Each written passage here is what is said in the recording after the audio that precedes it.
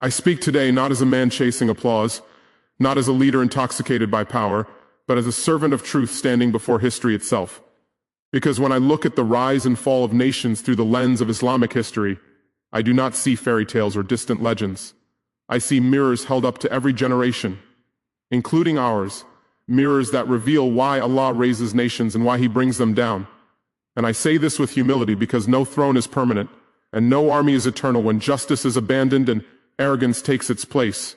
For the Quran and the lessons of history walk together, reminding us that power is not measured by gold, borders, or weapons, but by obedience to Allah, sincerity of intention, and justice among people.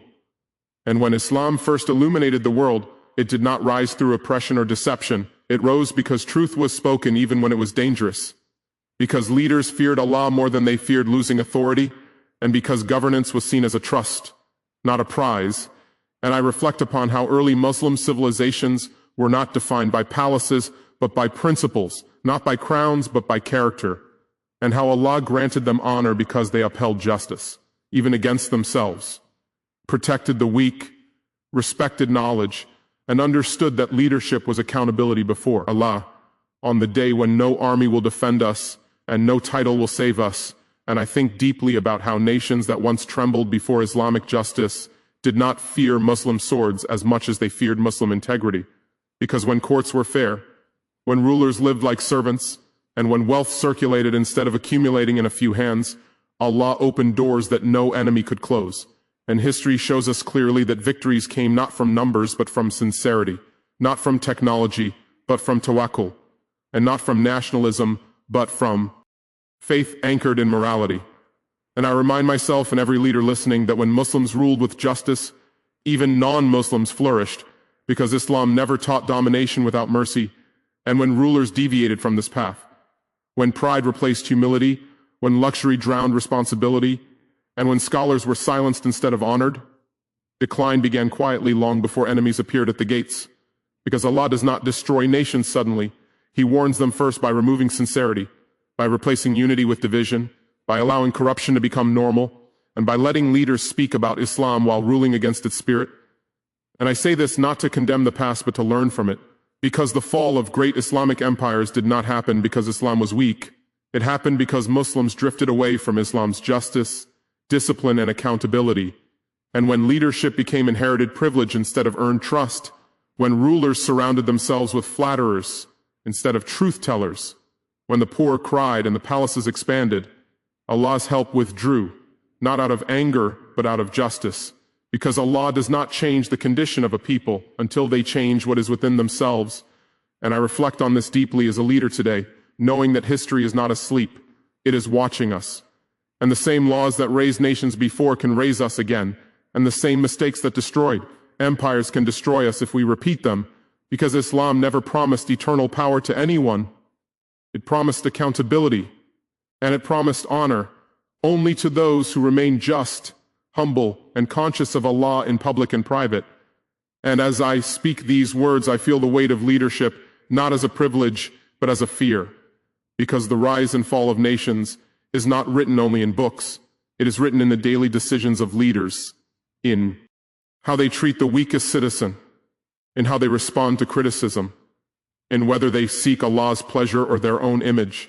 And this is only the beginning of what history teaches us, because the story does not end with rise or fall, it continues with lessons meant for those brave enough to listen.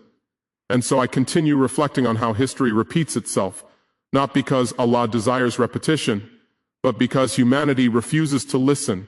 And when I study the great eras of Islamic history, I see that strength was never merely in expansion, but in restraint, never in conquest alone, but in conscience, because the moment leaders began to confuse power with entitlement, the soul of leadership weakened, and when accountability before Allah faded from the hearts of rulers, accountability on earth collapsed soon after. And this is why nations that once stood as beacons of justice slowly became shadows of their former selves, not because Islam failed them, but because they failed Islam's principles. And I say this carefully and respectfully, because Islam itself remained pure while human behavior drifted.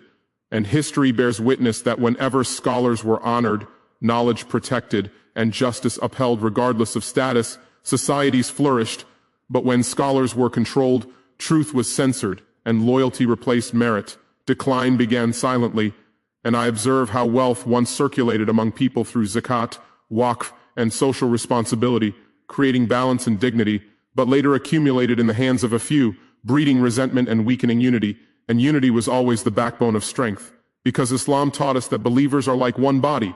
Yet when sectarianism, tribalism, and personal ambition replaced brotherhood, the body weakened from within, allowing enemies to exploit divisions that should never have existed. And I think deeply about how armies once marched with discipline rooted in faith, knowing that victory came only by Allah's permission, but later marched with arrogance, believing numbers and strategy alone could guarantee success, forgetting that arrogance invites defeat just as humility invites divine support. And I remind myself that Allah's help is not automatic. It is conditional upon sincerity, justice, and obedience.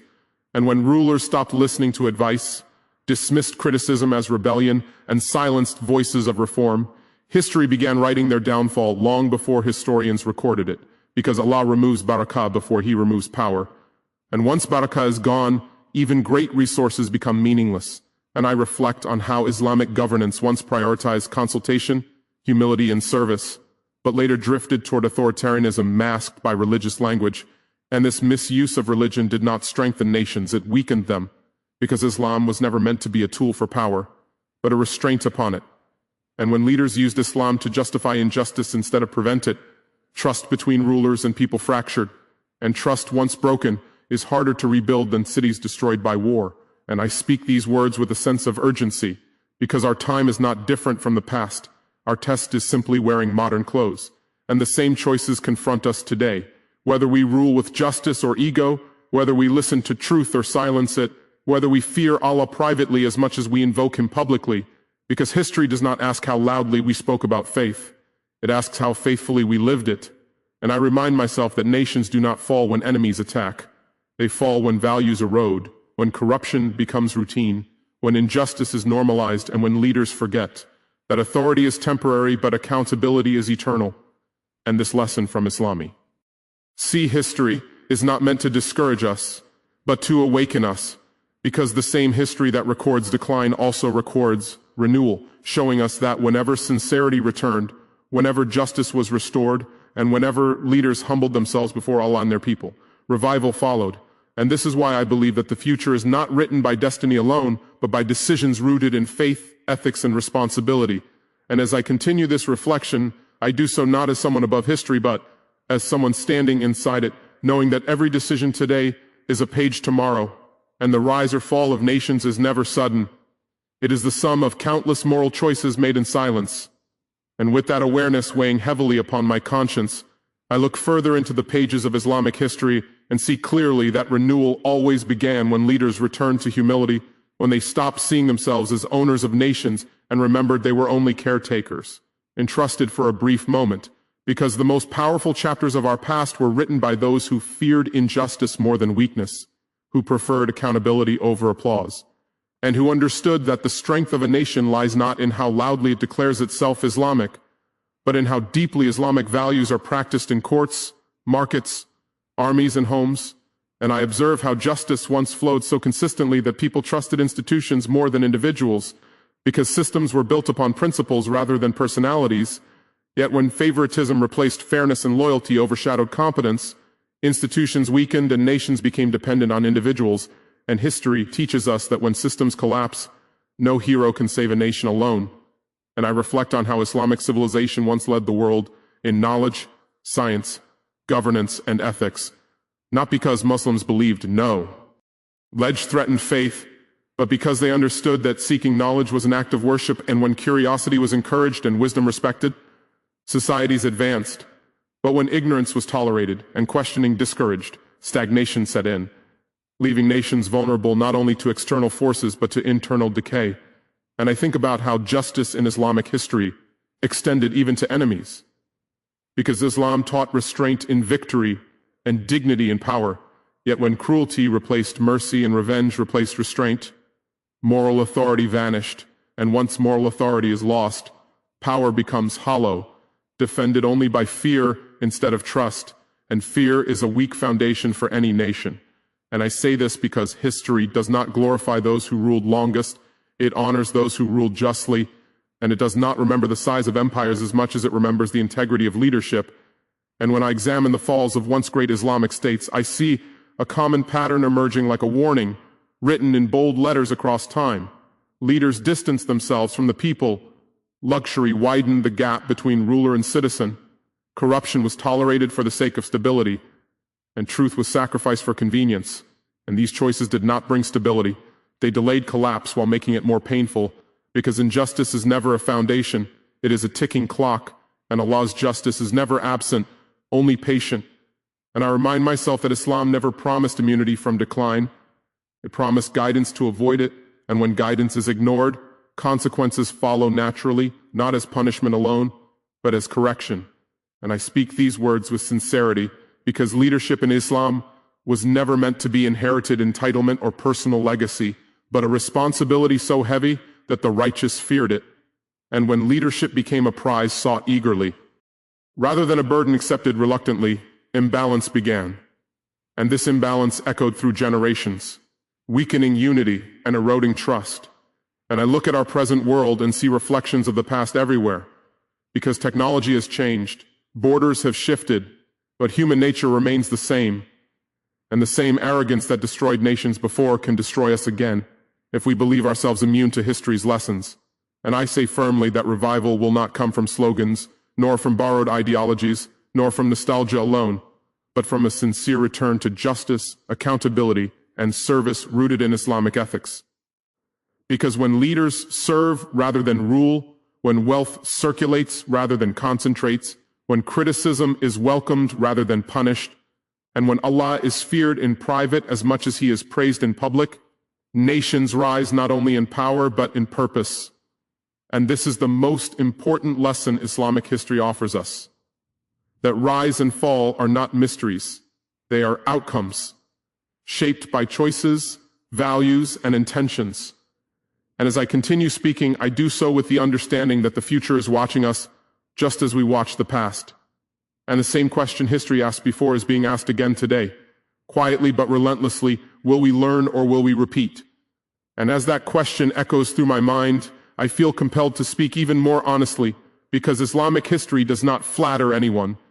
It exposes truths without fear or favoritism, and it reminds us that Allah's laws governing societies are as firm as His laws governing nature, that justice produces stability just as surely as oppression produces collapse. And when I study the moments of revival within Islamic history, I notice that they never began with armies or declarations. They began with reform of the heart, with leaders correcting themselves before correcting others, with humility returning to positions once hardened by pride, and with a renewed awareness that authority is not ownership but stewardship. And I reflect on how societies once renewed themselves when rulers opened their doors to the people instead of hiding behind walls, when grievances were heard rather than dismissed, and when accountability was embraced rather than feared, because Islam never taught leaders to be untouchable. It taught them to be answerable first to Allah and then to the people they serve. And I think about how justice in Islamic history was not selective. It did not bend for wealth, lineage, or influence. And when justice is blind to status, trust flourishes, but when justice is sold, nations rot from within, and this rot may not be visible immediately, but it spreads quietly through institutions, families, and generations, until collapse feels sudden, even though it was long prepared. And I remind myself that the fall of nations is often mistaken as destiny, when in reality, it is negligence repeated over time. And Islam warned against this negligence clearly, teaching that leadership without accountability is a betrayal, and silence in the face of injustice is complicity. And I say this because one of the most dangerous moments in history is when people begin to normalize corruption, to excuse injustice for convenience, and to believe that survival requires abandoning principles, because Islamic history shows us that no nation ever survived by trading its values for temporary security. And I reflect on how faith once unified diverse peoples under a shared moral vision, but when faith was reduced to identity instead of practice, unity weakened and divisions deepened, allowing external forces to exploit internal fractures. And this was not because Islam failed to unite, but because people failed to live Islam sincerely. And I think deeply about how leadership in Islamic tradition was meant to cultivate courage, not fear, to encourage honesty, not flattery, and to protect dignity, not privilege. And when these priorities were reversed, leadership lost its moral compass, and nations wandered without direction, regardless of how powerful they appeared outwardly. And I speak these words with urgency because our era is not exempt from these laws, and our challenges are not unique. They are familiar patterns wearing modern faces, and the rise and fall of nations is still being written every day in how we govern, how we distribute wealth, how we treat the vulnerable, and how sincerely we uphold justice when it costs us something. And I say clearly that Islam does not fear scrutiny, it invites self-examination, because true strength is not pretending to be flawless, but correcting faults before they become fatal. And history shows us that every time Muslims return to sincerity, knowledge, justice, and humility, renewal followed, even after severe decline, because Allah's mercy is vast, but it is accessed through responsibility, not entitlement. And as I continue this reflection, I do so with hope rather than despair, because Islamic history does not only warn us of failure, it teaches us the path to revival, a path paved with accountability, ethical leadership, and unwavering commitment to justice. And I know that nations do not rise by chance, nor fall by surprise. They rise when values are lived and fall when values are abandoned. And this truth stands unchanged across centuries, waiting for each generation to decide whether it will honor it or ignore it.